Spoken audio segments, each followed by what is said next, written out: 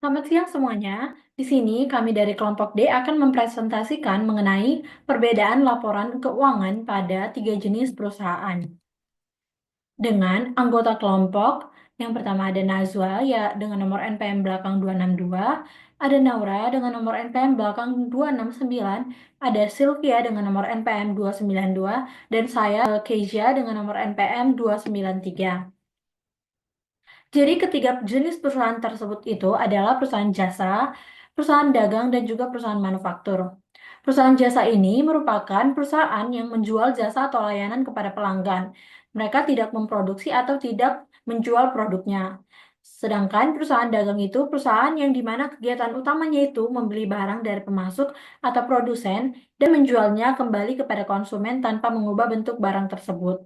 Sedangkan perusahaan manufaktur itu perusahaan yang dimana kegiatan utamanya itu memproduksi barangnya dengan mengolah bahan baku menjadi barang jadi yang melalui proses produksi, kemudian barang jadi tersebut dijual kepada konsumen atau distributor.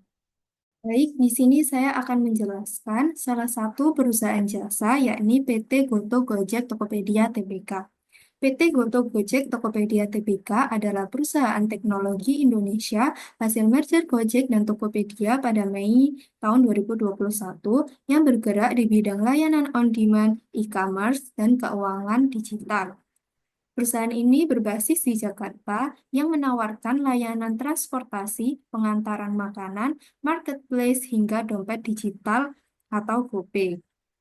Dan juga membentuk ekosistem terintegrasi yang mendukung ekonomi digital Indonesia. Nah, jika kita belum mengetahui apakah perusahaan tersebut bergerak di bidang apa, kita bisa lihat di laporan posisi keuangannya. Nah, di laporan posisi keuangan ini ada aset, liabilitas, dan ekuitas. Nah, jika kita lihat di bagian aset, nah pada umumnya perusahaan jasa itu tidak memiliki persediaan. Namun ada beberapa perusahaan jasa yang memiliki persediaan untuk mendukung layanan. Nah, kita bisa mencari tahu apa sih persediaan dari perusahaan tersebut. Kita bisa lihat di bagian notes yang warna biru di nomor 9. Caranya, kita pergi ke bagian search, kemudian kita ketikkan persediaan, kemudian akan muncul seperti ini. Nah, jika kita rasa belum cukup untuk membantu, kita bisa scroll terus ke bawah, maka akan ketemu laporan seperti ini. Jadi persediaan di perusahaan tersebut itu ada barang konsumsi, atribut mitra pengemudi, perangkat point of sales, dan lain-lain. Nah, selain di laporan posisi keuangan, kita bisa mengetahui perusahaan tersebut bergerak di bidang apa, itu juga pada laporan laba rugi. Nah, di perusahaan jasa, laporan laba rugi itu berisi pendapatan dan biaya beban-beban.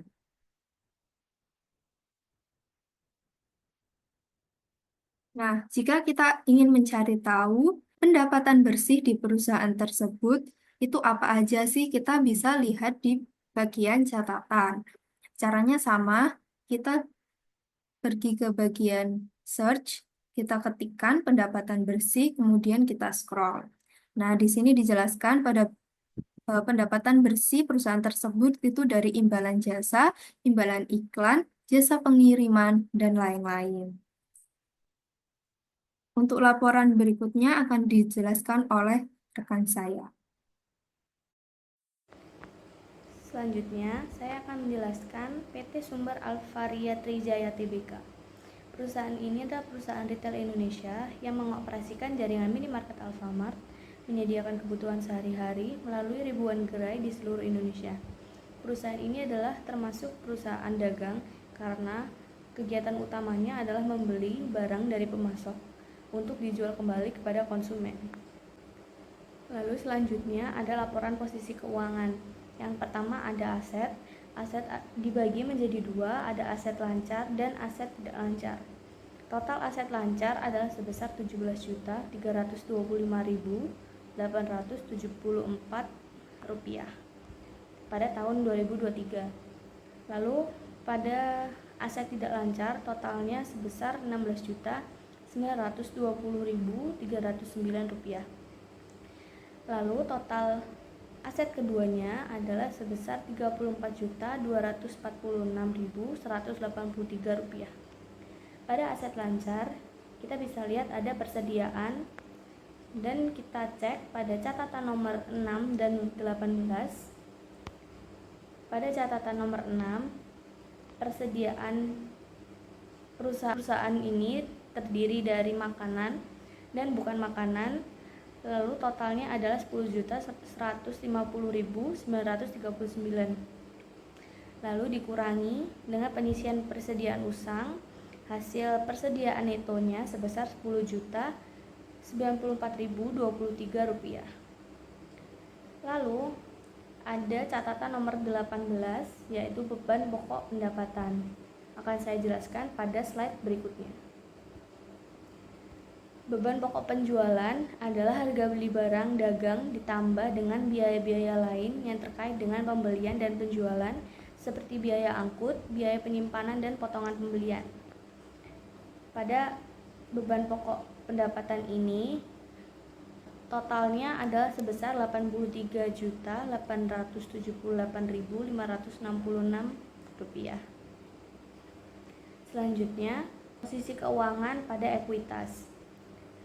Total ekuitas adalah sebesar Rp15.705.200 dan liabilitasnya adalah Rp18.540.983 dan total liabilitas dan ekuitasnya sebesar Rp34.246.183.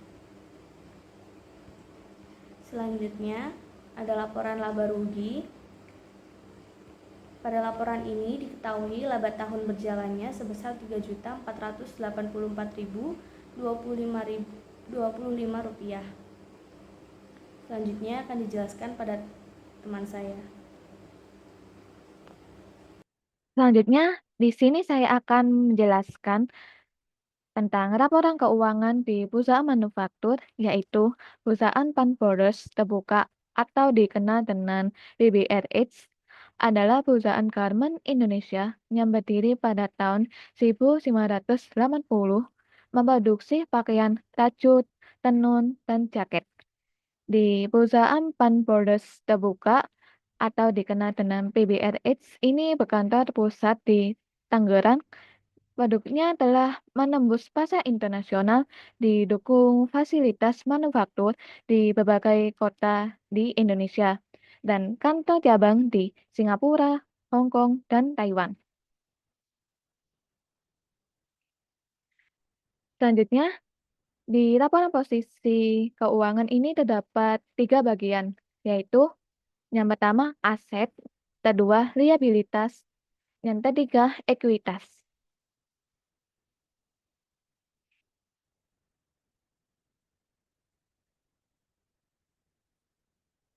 Selanjutnya, di sini saya akan menjelaskan tentang laporan posisi keuangan di bagian aset.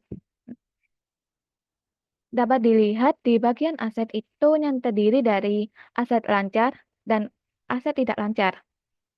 Di sini saya akan memperlihatkan di mana perbedaan antara laporan posisi keuangan perusahaan manufaktur dengan perusahaan jasa dan perusahaan dagang.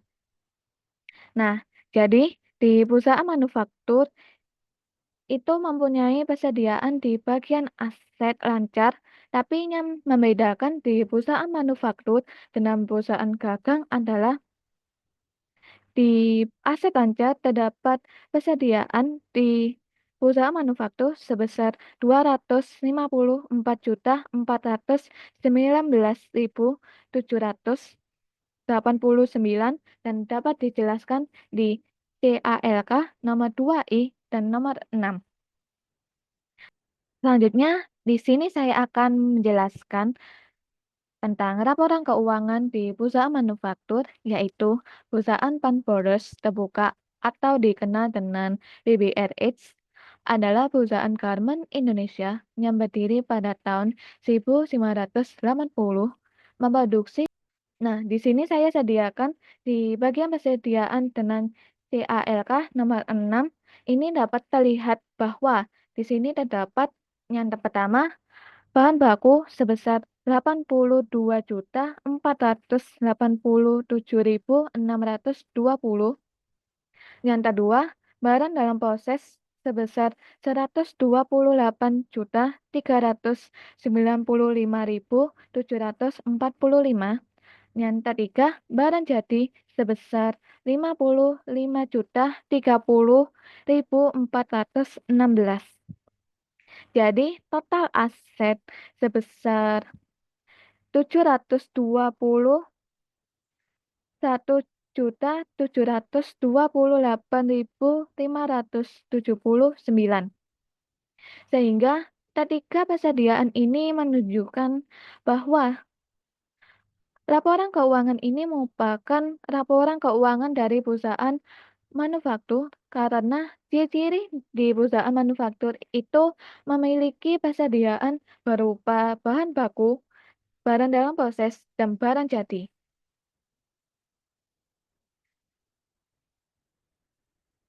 Selanjutnya, terdapat liabilitas di perusahaan manufaktur ini dibagi menjadi dua, yaitu liabilitas jangka pendek dan liabilitas jangka panjang. Maka total liabilitas sebesar 373.893. Selanjutnya, di bagian ekuitas ini terdapat total ekuitas sebesar 347.890.686, sehingga total liabilitas dan ekuitas sebesar 721.728.579. Jadi jumlah antara total aset dan total liabilitas dan aset itu alhamdulillah hasilnya balance.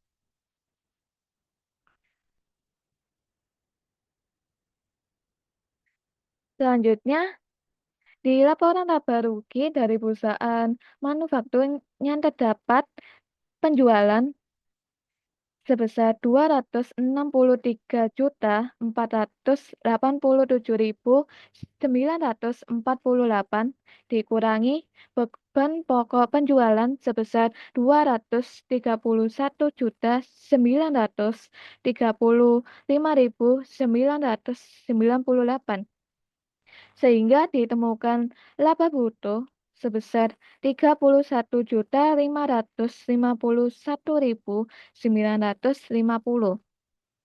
Nah, di sini saya sediakan di bagian persediaan tenang CALK nomor 6, ini dapat terlihat bahwa di sini terdapat yang pertama, bahan baku sebesar 82.487.620. Yang kedua, barang dalam proses sebesar 128.395.745. Di bagian beban usaha ini terdapat beban penjualan ini dikurangi sebesar 3.390.246 dikurangi beban umum dan administrasi sebesar 11.138.129, maka ditemukan laba usaha sebesar 17.023.575. Ditambah pendapatan lainnya 1.918.879 dikurangi beban keuangan sebesar 11.044.750 dikurangi beban lainnya sebesar 1.902.111, maka ditemukan laba sebelum pajak penghasilan sebesar 5.935.593 dikurangi beban pajak penghasilan sebesar 1.127.763 sehingga ditemukan laba periode berjalan sebesar 4.807.830. Di bagian beban usaha ini terdapat beban penjualan ini dikurangi sebesar 3.390.246 dikurangi untuk membedakan laporan perusahaan manufaktur dari laporan perusahaan jasa dan perusahaan gagang itu terdapat beban pokok dengan TALK dengan nomor 2N atau 2S atau nomor 28. Selanjutnya di CALK nomor 28 terdapat beban pokok penjualan ini terdapat rincian perhitungan beban pokok penjualan ditunjukkan di tahun 2023. Selanjutnya di CALK ini terdapat awal bahan baku dan bahan pembantu sebesar 77.813.507. Setelah itu, di bagian pembelian ini terdapat bahan baku dan bahan pembantu sebesar 195.922.424, maka ditemukan persediaan yang siap untuk dipakai sebesar 273.735.931. Dikurangi persediaan akhir bahan baku dan bahan tidak langsung sebesar 82.487.620, maka ditemukan pemakaian bahan baku dan pembantu sebesar 191.248.311. Ditambah upah langsung sebesar 35.471.530 ditambah beban fabrikasi sebesar 16.930.207 ditambah beban CMT sebesar 8.227.145, maka ditemukan jumlah beban produksi sebesar 250.877.202 ditambah persediaan awal barang dalam proses sebesar 111.746.731 dikurangi persediaan akhir barang dalam proses sebesar 128.395.744, maka ditemukan HPP atau harga pokok produksi sebesar 235.228.189 ditambah persediaan awal barang jadi sebesar 47.139.577 ditambah persediaan awal barang dalam perjalanan sebesar 7.519.772 dikurangi persediaan akhir barang jadi sebesar 55.030.416 dikurangi persediaan akhir barang dalam perjalanan sebesar 2.921.124, maka ditemukan BPP atau beban pokok penjualan sebesar 234.935.998. Untuk membedakan perusahaan manufaktur dengan perusahaan gagang adalah beban pokok penjualan pada perusahaan manufaktur lebih kompleks karena harus mencari pokok produksi terlebih dahulu. sehingga total beban pokok penjualan sebesar 235.998. Selanjutnya akan dijelaskan oleh teman saya atau beban pokok penjualan sebesar 231 juta. Kemudian yang selanjutnya yaitu perbedaan pada ketiga perusahaan tersebut. Jadi di perusahaan jasa itu pendapatannya itu didapat dari jasa yang sudah diberikan. Sedangkan perusahaan dagang itu pendapatannya itu berasal dari produk yang sudah dijual. Sedangkan untuk perusahaan manufaktur itu pendapatannya itu yaitu barang yang sudah diproduksi dan kemudian dijual. Nah, untuk perusahaan jasa, di perusahaan jasa itu tidak ada harga pokok penjualannya karena tidak menjual produk. Sedangkan di perusahaan dagang itu ada harga pokok penjualan yang hanya melibatkan perhitungan biaya pembeliannya. Sedangkan di perusahaan manufaktur itu ada harga pokok produksi serta ada harga pokok penjualan. Harga pokok produksi itu mencakup biaya bahan baku, biaya tenaga kerja langsung, dan juga overhead pabrik. Di perusahaan jasa itu tidak ada persediaan. Kalaupun ada, biasanya itu maka nanti ada penjelasan di laporan keuangannya tersebut. Sedangkan perusahaan dagang dia pastinya ada persediaan barang dagangnya. Tetapi di perusahaan manufaktur persediaan persediaan bahan baku, persediaan biaya dalam proses serta persediaan barang jadi. Sekian dari presentasi kelompok kami. Terima kasih.